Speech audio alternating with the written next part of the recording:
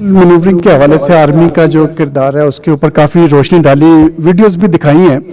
अगर 18वीं तरमीम को बुनियादी तौर पर देखा जाए तो ये काम हेल्थ एजुकेशन के ये काम करने की ज़रूरत है सूबाई हुकूमतों के, और जो SIFC के तहत आप इकनॉमिक एक्टिविटीज़ कर रहे हैं और ग्रीन पाकिस्तान इनिशिएटिव के तहत ज़राअत में काम कर रहे हैं, वो काम है वफाक का। एक तनकीद बहुत ज़्यादा की जा रही है कि आर्मी का हर शोबे में रोल बढ़ता जा रहा है, तो उस तनकीद पर आपका रद्द-ए-अमल क्या है? तो छोड़ दें।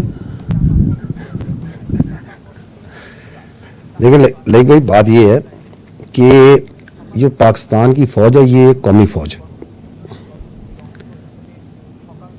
आप ये पहले सवाल करें कि ये इस फ़ौज के जो अफसर हैं, जो इसके जवानान हैं, जो इसके गाजी हैं, वेटरन्स हैं, इसके शहदा के उनकी जो औलादें हैं वो कहाँ से आती? उस मुल्क के तूल अर्ज़ से आती। वो गिलगित से आती हैं, बल्तिस्तान से आती हैं, कोयटा से आती हैं, कश्मीर से आती हैं, मुल्तान से, पिंडी से, शहरों से, गांव से, लकी मरवत से, पेशावर से, हर जगह से आते हैं। वो तमाम मज़ाहिब से भी आते हैं, तमाम मसालिक से भी आते हैं। और सबसे बढ़कर जो समझने की बात है कि वो इस मुल्क के मुतवस्सत इलाकों से आते हैं, मिडिल क्लास से आते हैं, गरीब ख़ानदानों से आते हैं। तो ये जो आपकी फ़ौज है, इसके जो अफसर हैं, इसके जो जवान हैं, ये इस मुल्क का शराफिया तो नहीं है। ये तो वो गुलदस्ता है जो कि मुतवस्सत और गरीब तबकों का है, तमाम रंगों का है, तमाम मज़ाहिब का है, तमाम इलाकों का है, तमाम नस्लों का है। और ये एक मेरिट बेस्ड सिस्टम के तहत काम करता है। और इसमें जो अफसर है, जो जवान है, उसकी जो पहली और अव्वलीन भी और आखिरी तरजीह क्या है, वो पाकिस्तान है। And that is why you see कि वो जो अफसर्स हैं और वो जो जवान हैं, जो उसकी सबसे कीमती चीज़ है उसके पास, वो क्या है? वो जान है उसकी। वो ये जान इस मुल्क के तहफ़्फ़ुज़, इसकी इंटरनल सिक्योरिटी, इसकी फलाह बहबूद के लिए देने को हर वो तैयार नहीं होता। और ये जो तसलसल है जाने देने का, ये 1947 से चला आ रहा है और चलता रहेगा इंशाअल्लाह। लेकिन इसके लिए the all credit doesn't go to us. इसका जो मेन क्रेडिट है वो जाता है पाकिस्तान की इन बहादुर माओं को, उन माओं को जो अपने जिगर के गोशे इस फौज को, इन कानून नाफिज करने वाले इदारों को देती हैं कि उनकी वसातत से वो इस मुल्क में निछावर होती रहे। तो ये जानने की बात यह है कि ये जो आपकी फौज है, ये किसी खास एक सियासी सोच, एक जाविये, एक ग्रुप, एक पार्टी, एक मजहब, एक मसलक, उसको तो लेके नहीं चल रही ना। ये तो पाकिस्तान को और पाकिस्तान की तरक्की को लेके चल रही है, और उसमें कभी नहीं हिचकिचाई। तो जो अफसर, जो जवान, जो इदारा अपनी जान देने को तैयार है, तो अगर उसको हुकूमत वक्त या कोई भी हुकूमत कानून के मुताबिक कोई काम दे जिसमें पाकिस्तान का फ़ायदा हो, तो वो क्यों पीछे हटेगा?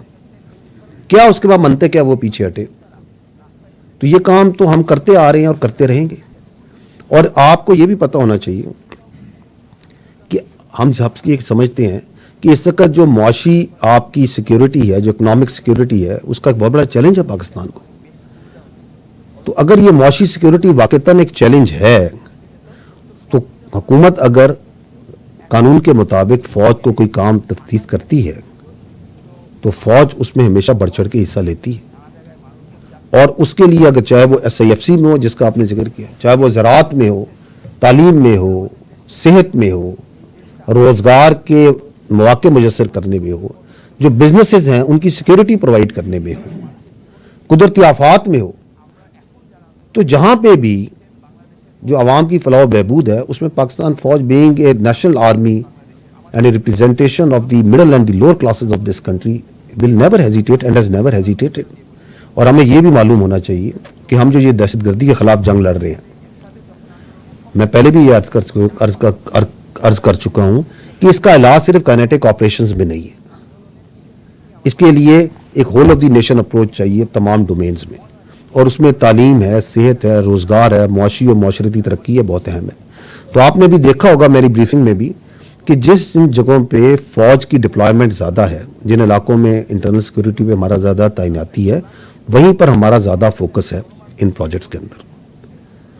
And the question also is कि is it the Pakistan army क्या दुनिया में एक्सक्लूसिव आर्मी जो ये काम कर रही है? अगर आप निगाह डालें तो पूरी दुनिया में बेशतर ममालिक में उनकी अफवाज जो मुआशी और मुआशरती प्रोजेक्ट्स होते हैं उनमें अपनी हुकूमत को और अपनी आवाम का साथ देती। इसकी मुतअद्दिद मिसालें हैं। फ़र्क सिर्फ ये है कि वहाँ पे उनके इस काम को कदर और सताइश से देखा जाता है। हमारा मसला ये है कि हम अपने सियासी मकासद के लिए, अपने मजमून नैरो इंटरेस्ट के लिए इसको तनकीद का निशाना बनाते हैं। और ये इसलिए होता है क्योंकि यहाँ पे एक माफिया है।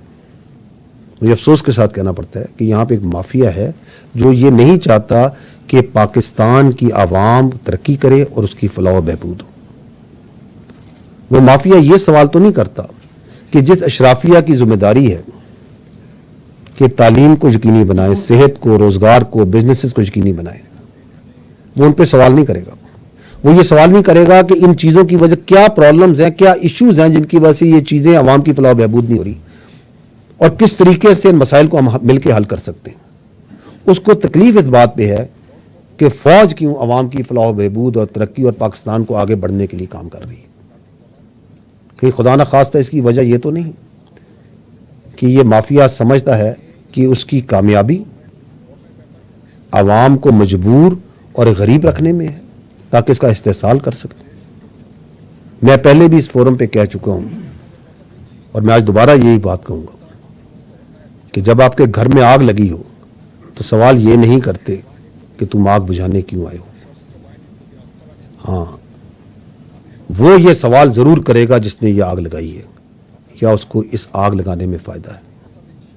जरूरी ये बात है कि इस सवाल को करने वाले को और इस आग को लगाने वाले को पहचानिए, क्योंकि पाकिस्तान अनफॉर्चुनेटली, बदकिस्मती से, वो ये समझता है कि पाकिस्तान की तबाही में उसकी कामयाबी है। और हमें ये चाहिए कि हम उसे पहचानिए, उस माफिया को पहचानिए और उसको यक ज़बान होकर एक जवाब दें कि तुम जो कुछ कर लो, nothing can and nothing will stop us from doing what we do. तो we can take the next question.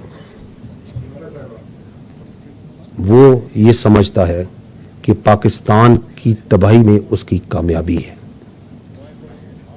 और हमें ये चाहिए कि हम उसे पहचानिए, उस माफिया को पहचानिए और उसको यक ज़बान होकर एक जवाब दें कि तुम जो कुछ कर लो, nothing can and nothing will stop us from doing what we do. तो we can take the next question.